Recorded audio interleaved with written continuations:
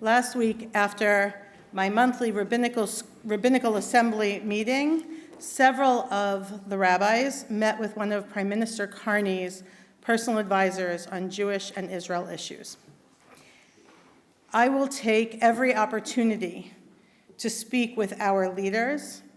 It does us no good when we refuse to attend or speak to leaders with whom we disagree, and we can only hurt ourselves by cutting off contact. This particular meeting was very enlightening. I realized that I have a completely different perception of the role of Prime Minister than does the Right Honorable Mark Carney. His view of the role of Prime Minister is extremely literal. The Government of Canada website states, the Prime Minister determines the broad organization and structure of the government to enable it to meet its objectives. The Prime Minister is responsible for allocating ministers' portfolios, establishing their mandates, clarifying the relationships among them, and identifying the priorities for their portfolios. Prime Minister Carney follows this definition. He is a legislator. He sets forth the agenda, he assigns it to ministers, and then he steps back and lets them do their job. Whether it's fiscal responsibility or it's public need, Mr. Carney addresses it through governmental action and policy. But on Monday, just a few days later, shots were fired in Côte-des-Neiges, killing Michel Mizrahi and Constable Mohammed Ben Redan, and injuring another officer. Mizrahi was a mensch who died helping others get to safety. Constable Ben Redan was well known in the community, the greater community, the Jewish community. He was present at Jewish events, and he was known for greeting everyone with a smile. The young man who committed this heinous act didn't import his hate from outside Canada. His hate germinated right here. His manifesto, 104 pages, leaned into the incel, the involuntary celibate subculture, railing against capitalism, pornography, international real estate developers, military leaders, and politicians. Unreported in many mainstream media outlets was the explicit anti-Semitism that linked all of these pieces in his mind. He saw a government, leaders, military, capitalism, and all connected to Zionist Jews and wrapped everything together.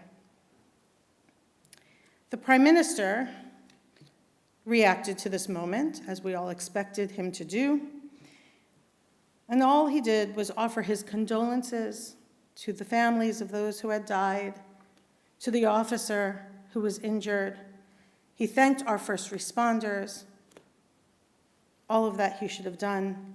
He said what he could about the investigation, and then he focused on policy, specifically gun control.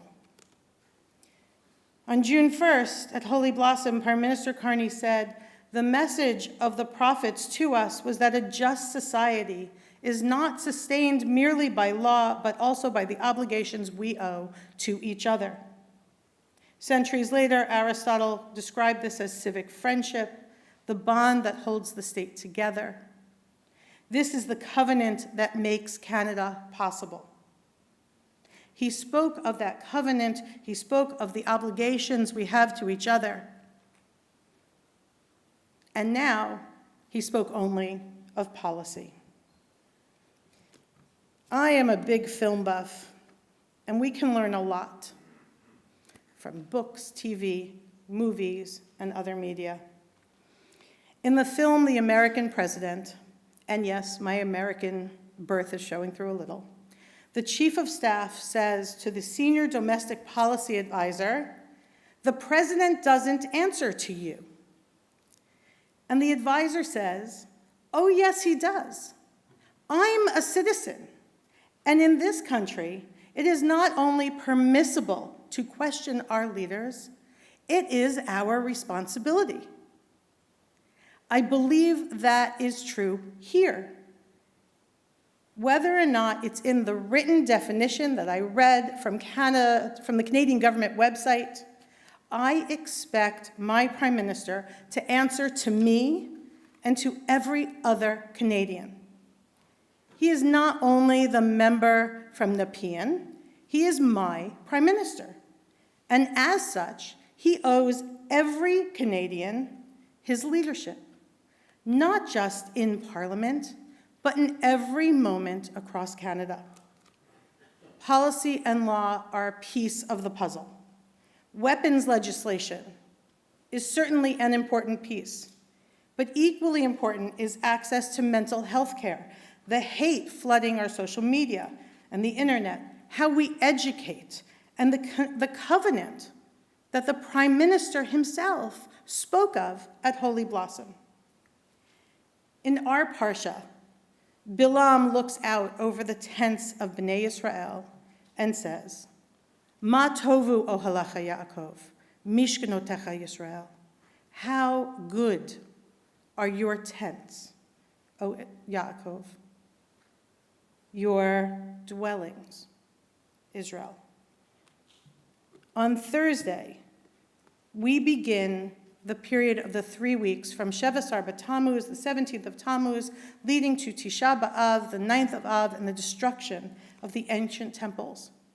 They were destroyed because our leaders allowed their focus, so says the Talmud, to dwell solely on policy and law and to take precedent over the words that they needed to say and the actions they needed to take.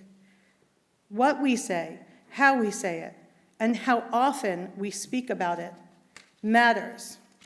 Laws and policy are important, but they take time. We need our Prime Minister during that time to lead us in consistently reminding us and all of Canada of what he said at Holy Blossom. We need him to speak the whole truth, that hate breaks our covenant. We need him to name the anti-Semitism and other hate when it is spread, and to require that our Canadian institutions, our news media, do the exact same. We need to be able to look out over the land in which we live and say, Ma tovu ohalecha Canada, umishkenotecha Canada.